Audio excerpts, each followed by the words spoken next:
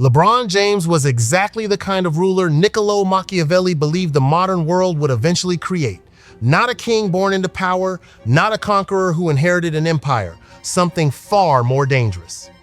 A man who understood that in a complex system, true power does not come from the throne itself, it comes from controlling the forces around the throne.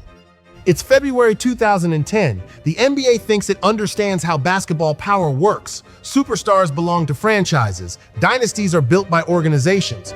The league revolves around institutions that outlive individual players. The Los Angeles Lakers are Hollywood royalty. The Boston Celtics are basketball aristocracy. The San Antonio Spurs are a military machine built on discipline and continuity. Even the greatest players are ultimately expected to operate within structures created by ownership, management, and history. Then LeBron James approaches free agency, and suddenly the entire league begins to feel unstable. Not because of what LeBron had already accomplished, though by 25 he was already a two-time MVP carrying a Cleveland roster that often looked structurally incapable of surviving without him. The instability came from something much larger. For the first time in modern basketball, a player seemed to understand that the real source of power was not scoring titles or championships alone. It was leverage.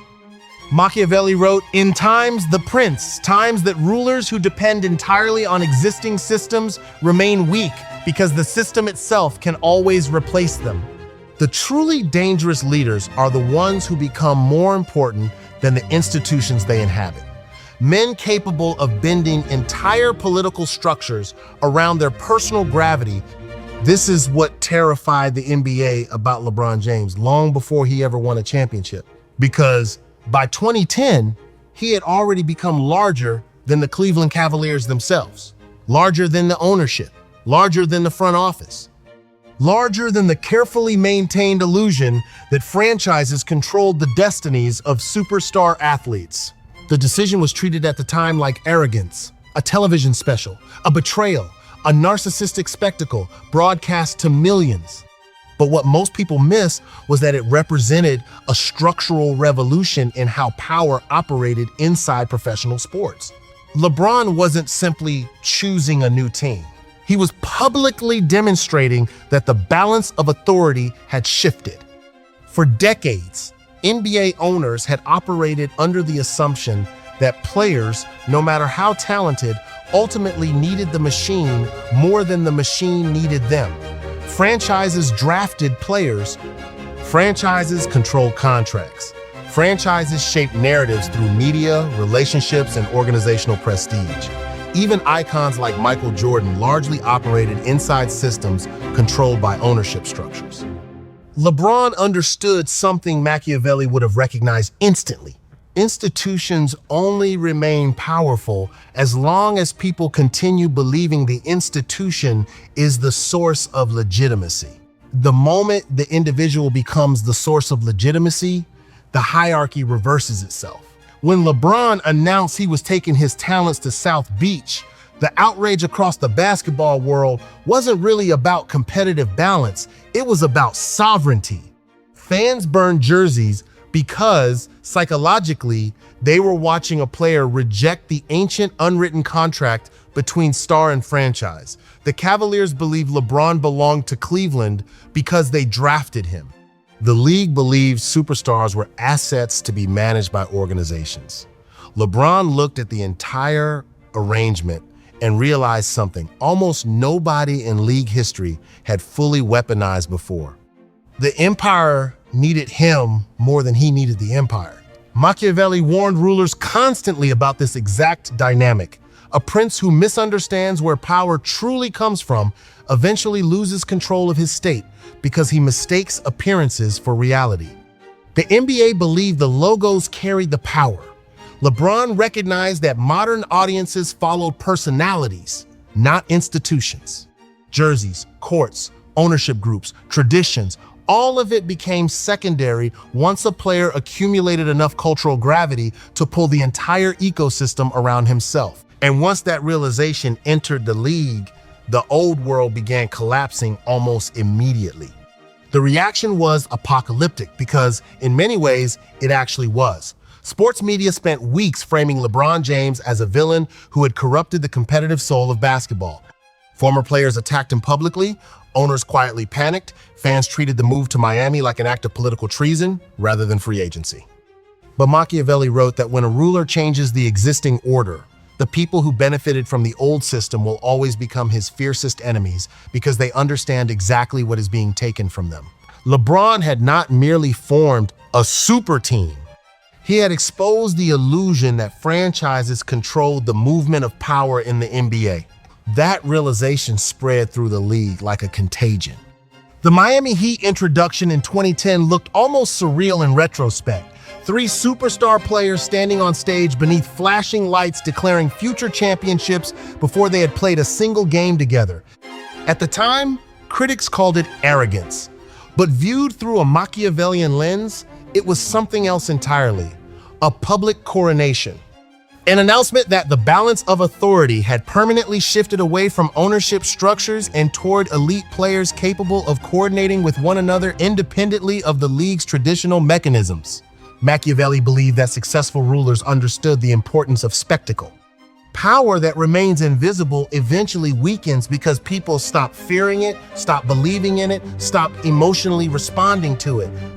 The famous "not 1, not 2, not 3" speech was mocked endlessly after Miami lost the 2011 finals, but the deeper purpose of the spectacle had already succeeded. The Heat had positioned themselves as the center of the basketball universe before they had earned it on the court. Every arena became hostile territory. Every national broadcast revolved around them.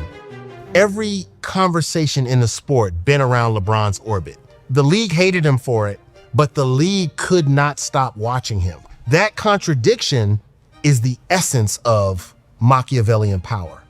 Machiavelli argued that fear and admiration are often more politically useful than affection because emotional extremes create attention, and attention creates influence. Indifference is what destroys rulers. Not hatred, never hatred. Hatred at least acknowledges significance. LeBron understood this instinctively. His Miami years were not simply about basketball dominance. They were about narrative control, about constructing an empire powerful enough to survive public hostility long enough for success to eventually rewrite the story. And that rewriting began the moment Miami started winning championships. In 2012, LeBron defeated the Oklahoma City Thunder and captured his first title. 1 year later, he delivered one of the greatest individual seasons in modern basketball history, winning another championship against the San Antonio Spurs in a brutal 7-game series that hinged on Ray Allen's impossible corner 3. Suddenly, the same media ecosystem that had condemned him as selfish and weak began reframing him as inevitable. Machiavelli warned repeatedly that morality in public life is often judged retroactively through victory. If a ruler succeeds, history rationalizes his methods. If he fails, history condemns them. LeBron's championships in Miami transformed the decision from unforgivable betrayal into strategic brilliance almost overnight. Young players across the league absorbed the lesson immediately. Superstars no longer waited passively for franchises to build contenders around them. They began forming alliances, coordinating privately, managing contracts strategically, treating organizations less like permanent homes and more like temporary political states whose usefulness depended entirely on their ability to provide conditions for winning. The player empowerment era did not emerge naturally from evolving labor dynamics. It emerged because LeBron James proved the old order could be challenged successfully. And once someone proves the empire can bleed, every ambitious figure starts imagining conquest. Before LeBron, the NBA still operated psychologically like a monarchy. Franchises behaved as if loyalty flowed upward toward the institution itself. Players were expected to feel gratitude toward ownership groups for the opportunity to compete beneath historic banners and legendary brands. Even when stars demanded trades or pressured organizations privately, the league still maintained the public fiction that teams ultimately controlled the architecture of power. After LeBron, that fiction became impossible to fully restore. Because the most important player in the world had openly demonstrated that the crown could move. And wherever he went, the attention, revenue, national broadcasts, endorsement ecosystems, and championship expectations moved with him. Cleveland without LeBron collapsed from a 6-1 win contender into a lottery team almost instantly after his departure in 2010. Miami transformed into the center of global basketball culture the moment he arrived.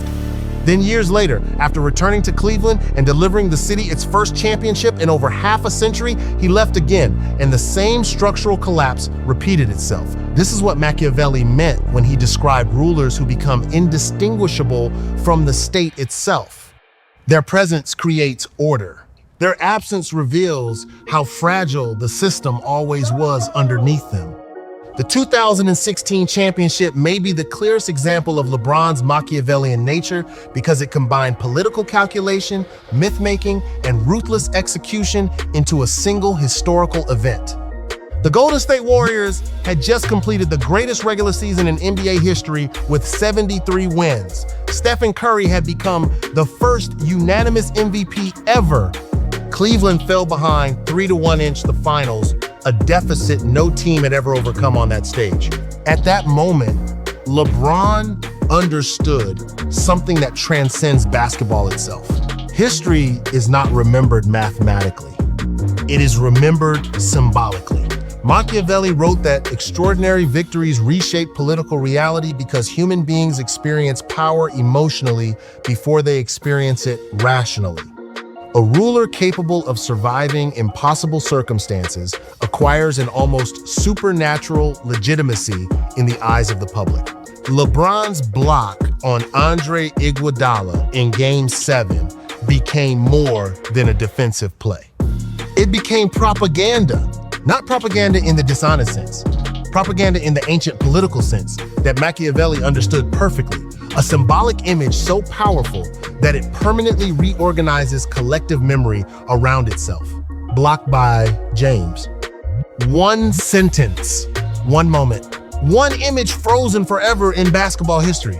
That is how empires secure immortality. The comeback against Golden State repaired the single greatest weakness in LeBron's public image.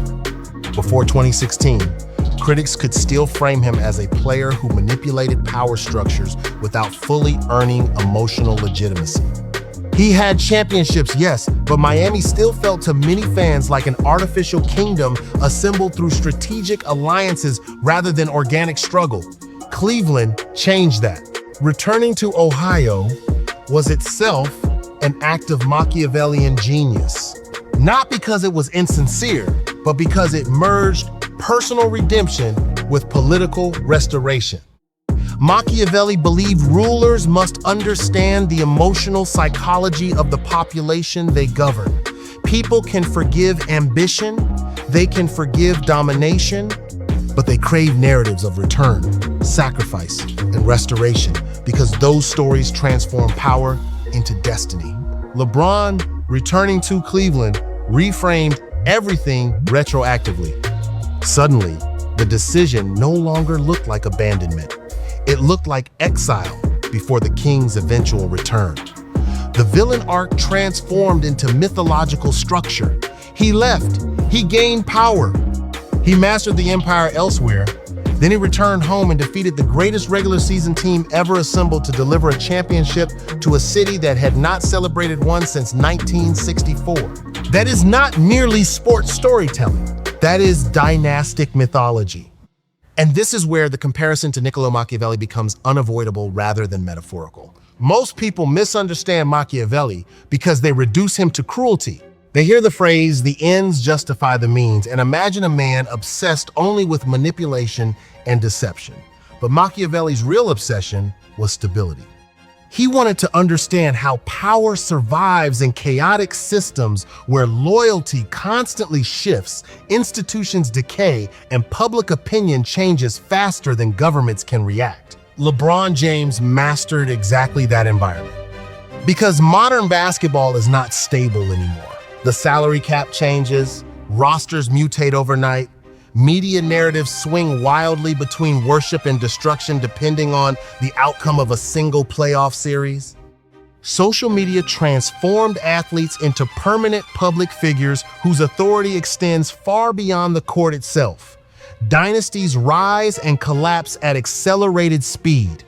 In this environment, the old model of quiet loyalty to a single organization stopped being sufficient for sustaining long-term dominance.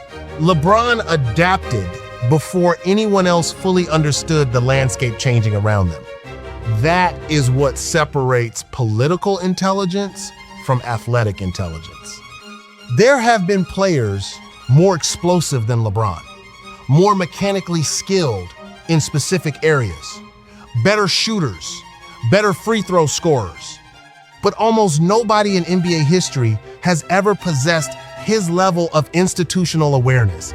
He understood that championships alone no longer determine legacy in the modern era. Influence did, narrative control did, longevity did, economic gravity did. Machiavelli wrote that the most successful rulers are the ones capable of adapting their methods to changing times while everyone else remains psychologically trapped inside old conditions. Leaders fail not because they lack talent, but because they continue applying yesterday's strategy to tomorrow's world.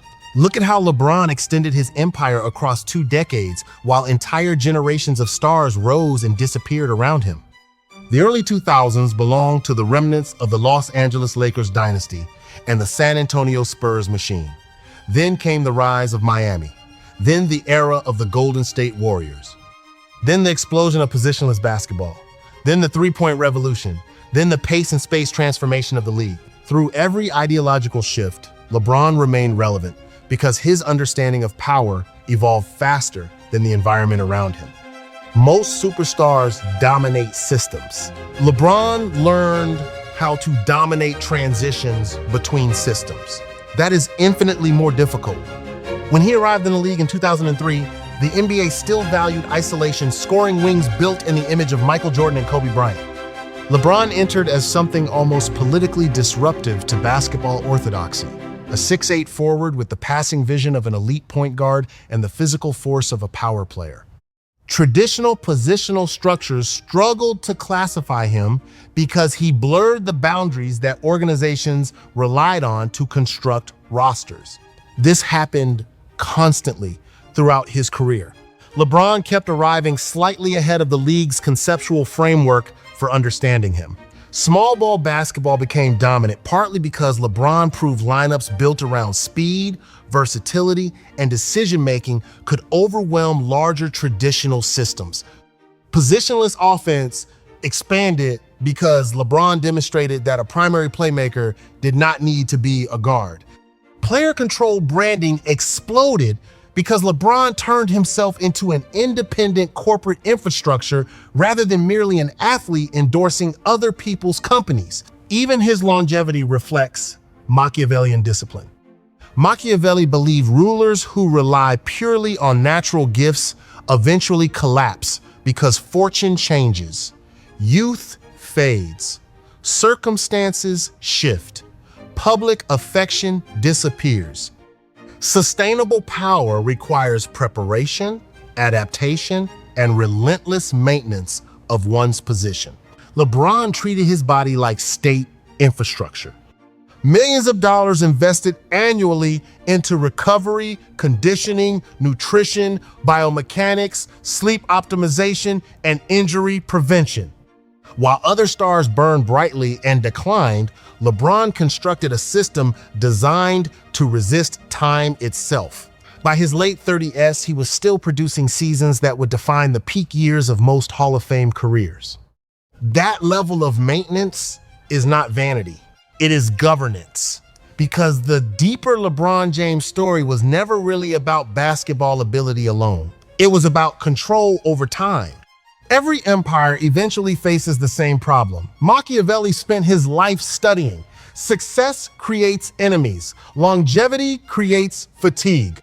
The public becomes bored with greatness because permanence starts feeling unnatural. People always search for the next ruler because psychologically they need to believe history continues moving forward. LeBron has spent nearly 2 decades resisting that process. Think about the scale of what that actually means. He entered the NBA when MySpace still existed. Before Twitter, before the iPhone transformed media consumption, before streaming platforms, before player podcasts. Before sports discourse became algorithmic warfare conducted 24 hours a day across social media, entire generations of athletes have lived and disappeared inside the span of LeBron's relevance. And still the league bends around him. That level of endurance creates a strange psychological effect. People stop evaluating the player relative to his contemporaries because eventually there are no true contemporaries left. The athlete becomes historical architecture, a permanent structure inside the sport itself. Machiavelli understood this phenomenon well. He wrote that rulers who survive long enough begin transforming from political actors into symbols of continuity. Their authority stops coming from individual victories and starts coming from permanence itself. They become reference points through which entire eras are understood. This is why every young superstar eventually gets measured against LeBron even when their games look nothing like his.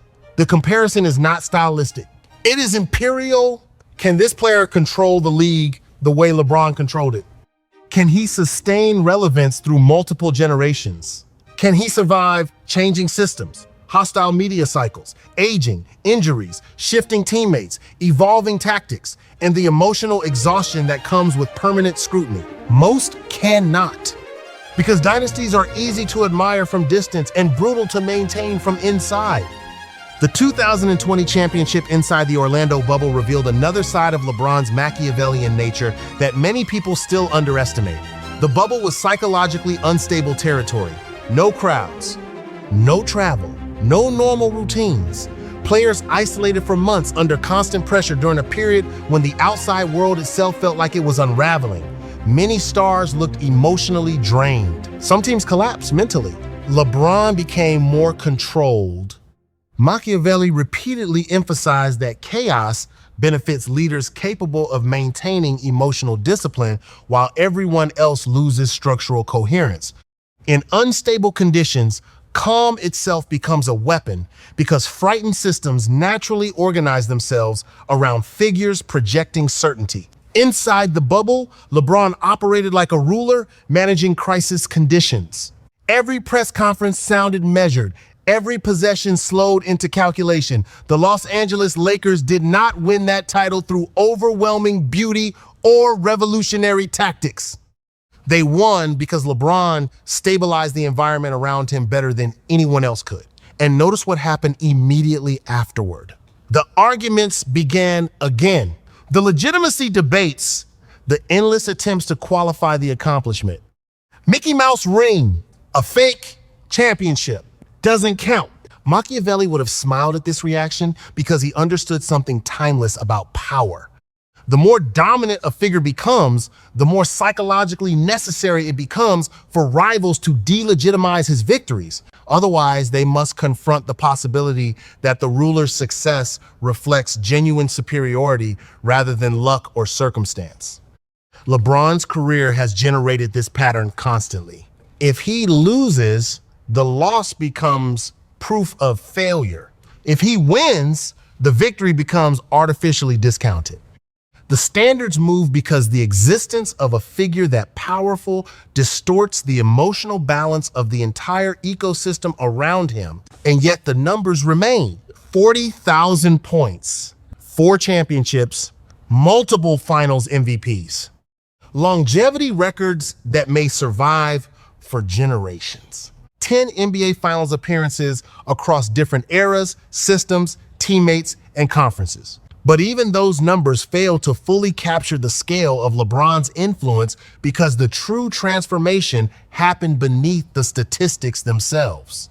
He changed how athletes understand authority.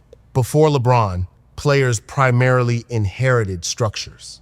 After LeBron, players began building parallel structures around themselves. Production companies, media networks, investment portfolios, brand empires, direct audience relationships independent of traditional journalism.